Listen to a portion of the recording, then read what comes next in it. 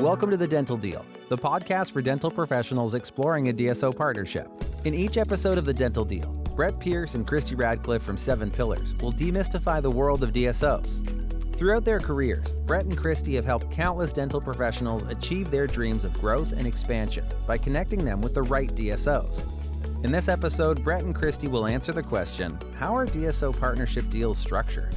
They'll cover the key parts of a deal and the main factors that go into determining the value of your practice. They'll have some tips on what you can do now to make sure your practice will get maximum value. Subscribe on your favorite podcast platform and be sure to join us for our upcoming episodes. Until then, keep smiling. Over to you, Christy.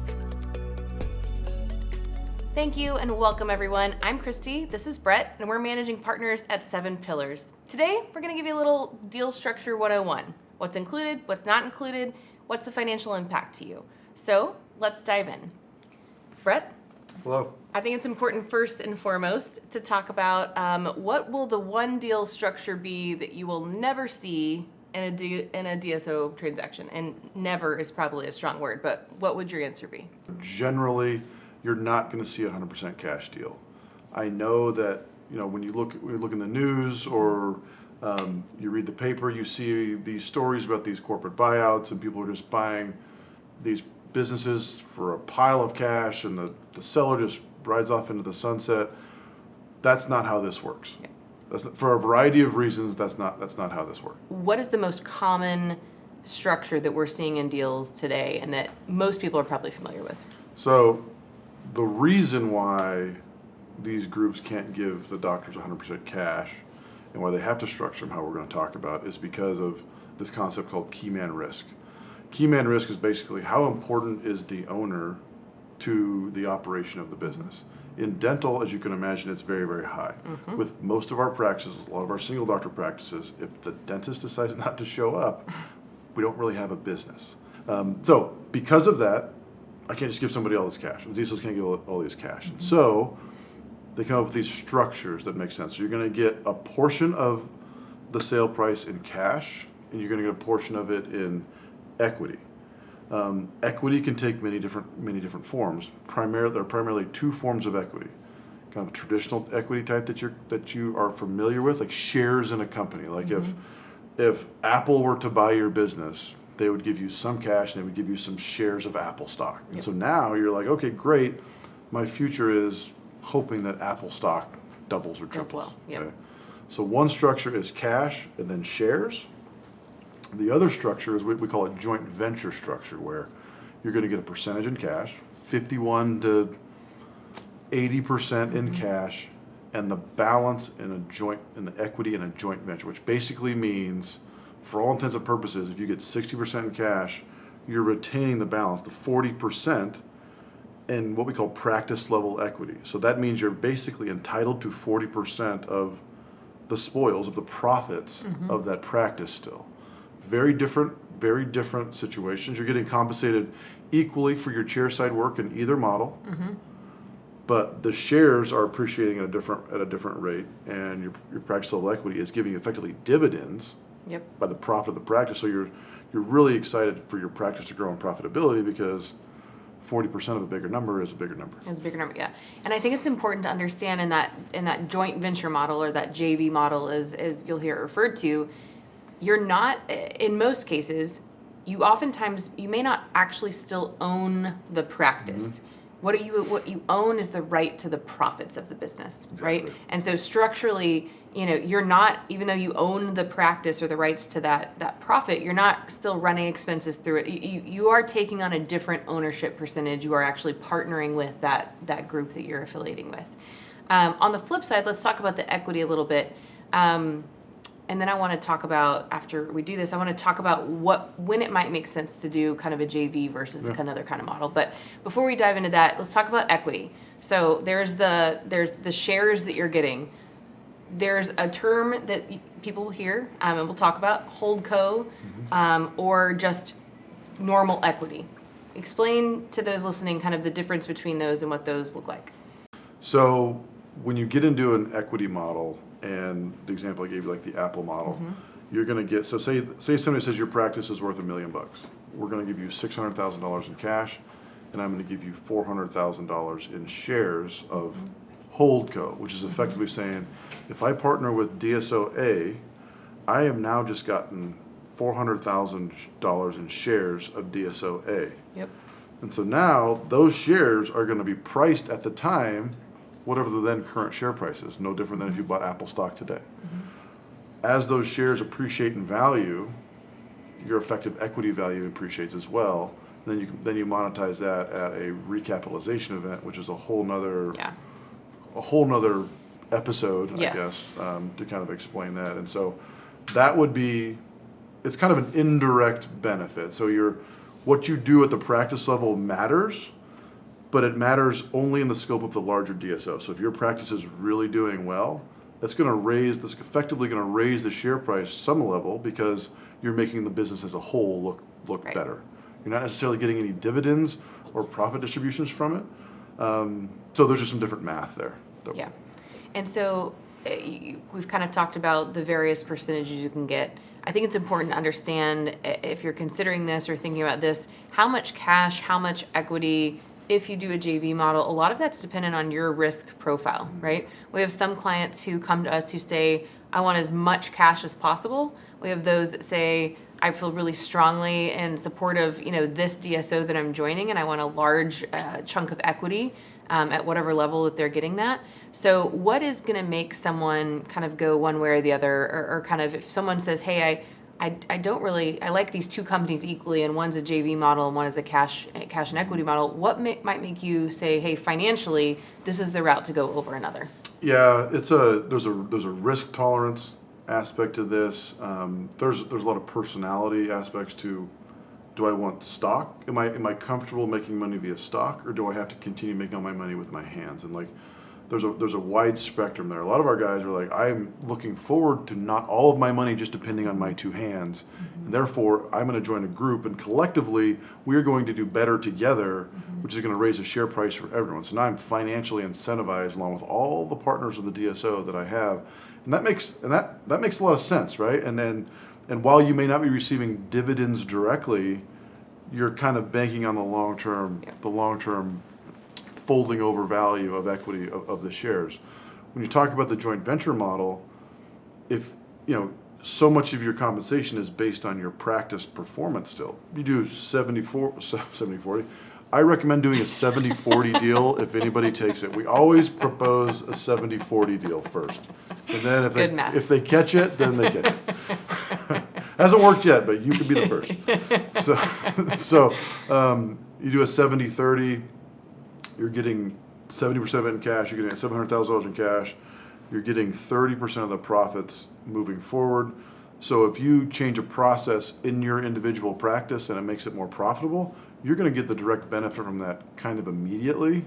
So there's a different kind of mindset there. I want to make money directly based on my actions, or I just want to use the investment value of shares over time. And so your comfortability with these structures kind of self-selects who you want to be a partner with, because most of the groups don't do both. They do one or the other, or some combination. And based on your comfortability with that, or the doctor's comfortability with that, that gives us a head start on who we think would be their best partner. I think that's really a good point. Now let's talk about the equity and the ownership of that profit. How does someone monetize that down the road? So I did have this cash and equity situation. I know this could probably be a whole nother episode in its own, but just kind of super high level, if I take this cash equity deal and I have this equity in either level, how do I monetize that when I'm ready to go, or when I'm ready to retire, or I need to kind of liquidate that? Monetizing these shares. So I have $400,000 of shares in Apple DSO. Okay, well, all of a sudden these shares are now worth, somebody says these shares are now worth $2 million. It's 5 times return on my money. Okay, great. Okay, well, that's awesome. I have a $2 million stockholder, but what do I do? So when that DSO is sold to another private equity group, private equity, generally speaking, private equity owns these DSOs. Right. And how private equity works is they buy businesses, they improve them, and then they sell them to another private equity group for a profit. So that's kind of how this whole thing works. Now the DSO is being sold to another private equity firm. Awesome. I have $2 million in shares. Well, similar to how the DSO wasn't going to give you 100% in cash on the initial transaction because that really doesn't help our key man risk problem. Yep. If I have $2 million of equity, there's going to be a number less than 100% that you can monetize Yep. at that recapitalization event, likely. So based on the DSO that you partner with, we have historical averages and estimations to help you understand, are you going to be able to cash out 50%? Are you going to be able to cash out 75%? Are you going to be able to cash out 100%? And what do we have to do for you to be able to cash out 100%? So at that point, you are going to say, okay, when that DSO sells, all of these shares are now worth a bunch of money, and somebody gave that private equity a bunch of money for those shares. I am now going to receive, say, 70% of that value of that $2 million. So I received $1.4 million, and now I still have $600,000 in shares remaining. On the joint venture side, it's a little more complex. You're basically, one way we think of it is if you did a 60-40 model, so you still had 40% of the profits, you kind of in a way still own 40% of the EBITDA. And so when these DSOs trade, they're trading EBITDA. They're selling their EBITDA. And so your EBITDA is a part of that. So depending on the DSO, you'll be able to trade your EBITDA alongside of them. So if a DSO gets a 13 times multiple on their EBITDA, that's going to trickle down to you. Right. You're going to be able to sell yours less. It goes through the car wash and you're not going to get a full 13 on it, but that's how you're going to monetize that equity. And every DSO has kind of different rules and stipulations on how you monetize this, what you have to continue doing in the practice to be eligible to monetize this. Because the stories are all great, and these are successful businesses, and there's no reason that their shares wouldn't appreciate at a good clip, but there are rules attached to it. Yeah. And the next buyer has to be comfortable buying all this stuff from you also. Yeah, and you have to also understand that these are private businesses, right? So some of these who haven't experienced a recap, you're not going to have as much data on what that looks like, or what, you're going to be using their estimate. So, again, as we've said, and if you've ever talked to us, you will hear, we have to understand these structures that we're getting into so we can understand what the financial impact will be 1, 3, 5, 10 years down the road as we're able to monetize these things, and understanding that they're subject to the market. They're subject to, everything else that we think about when we think about a share of stock. So another component that we'll see in these deals, if we talk about equity, cash, JV, and all of these can have these earnouts. Okay, so there's two types of earnouts. There's growth earnouts and more maintenance earnout. I was going to say stability, but maintenance earnouts. Explain to us what earnouts are and why they're typically incorporated into a deal. So earnouts are similar to kind of like bonuses, and they're incentives for doctors to behave a certain way, whether it's grow the practice, show up a certain amount of days, see a certain amount of patients, whatever it is. And so earnouts are a way to say, okay, look, I have growth left in this practice. You're going to value my business based on what's happened in the last 12 months. And that's fine, that's fair. But I have growth coming up that I don't really want to give up all the upside of that growth. The answer to that is, okay, let's design some sort of incentive. So it says, okay, if you do grow, then you get paid just as well or better than you would have gotten paid pre-partnership had you owned the entire practice. These can be collections earnouts, they can be production earnouts, they can be EBITDA patient earnouts. visits, they could be EBITDA. It's really good. They could be EBITDA earnouts. So as you grow, or if you do the things that are beneficial to your practice and the DSO, you're going to get rewarded directly on that also. By the way, if you're in one of these profit sharing models and you grow your EBITDA to hit your growth earnout of EBITDA, by the way, your practice is now more profitable, so your distributions are higher. You've also won. And you're selling more EBITDA on the backside. If you grow your EBITDA in the equity model, you're just making the whole company look better. Earnouts are also popular for some DSOs because if you grow your practice post-transaction, it makes them look better. So when a DSO acquires a business, acquires your practice, and you grow and you increase collections by 25%, and they pay you a big bonus for that, that's still fine because it makes the DSO look really good. Because if you're a DSO, and you're like, when I acquire practices, they grow by collections by 25%. You're going to get a huge number on the backside for that.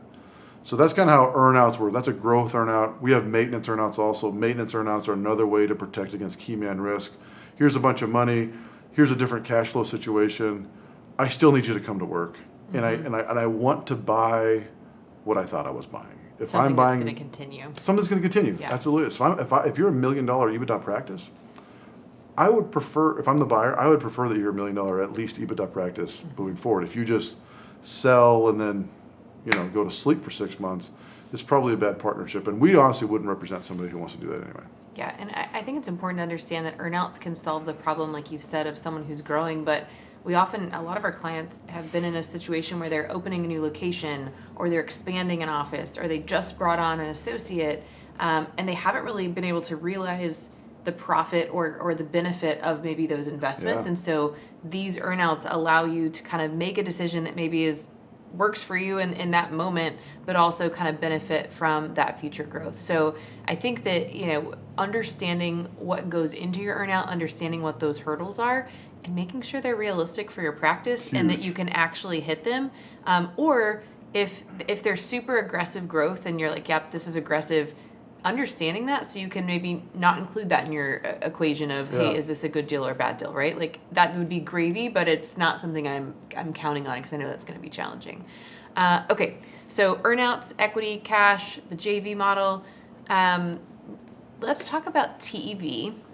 For those that don't know, total enterprise value. TEV is oftentimes the number we see at the top of an offer. Yep. It's the big flashy number that someone says multiple and it's lots of commas and we're so excited about it. That's right. Oftentimes that number will include the things we just talked about, okay? What do we need to be cautious of if we're looking at that TEV and let's say we just have a straight cash and equity deal? That TEV includes just cash and equity, or what else could it include that you've seen as you review offers, kind of on a daily basis? TEV in its general sense is all of the stuff that's associated to this transaction. The cash you get, the stock, the shares, the joint venture equity that you get, the earnout value, the maintenance earnout value, the growth earnout value, all any referral bonuses occasionally. So all the stuff that are inside of this deal are what TEV is, cash and prizes. So if you had $5 million in cash, $3 million of equity, $2 million in earnouts, your TEV would be $10 million. We have seen TEVs include some interesting math to make it higher. We've seen it include their production compensation that they're going to make over the course of 5 years. I think all of that goes to the kind of fear, maybe not fear mongering, but more of like the FOMO of, hey, don't miss out. Look at this 12 times multiple. Yeah. And I think that that's kind of what portrays that in the market. So really understanding kind of what's in that number is incredibly important. What happens a lot of times is these DSOs structure these deals. They all structure the deals somewhat similar, but they present them very differently. And I want to anchor you to a $20 million number because I know that the total value is what's going to get you going. Or if I know that you're chasing multiples and all you care about is multiples, well, if I need an 8x multiple or if I need a 10x multiple, like I can give you whatever multiple you want if I control X. Yeah.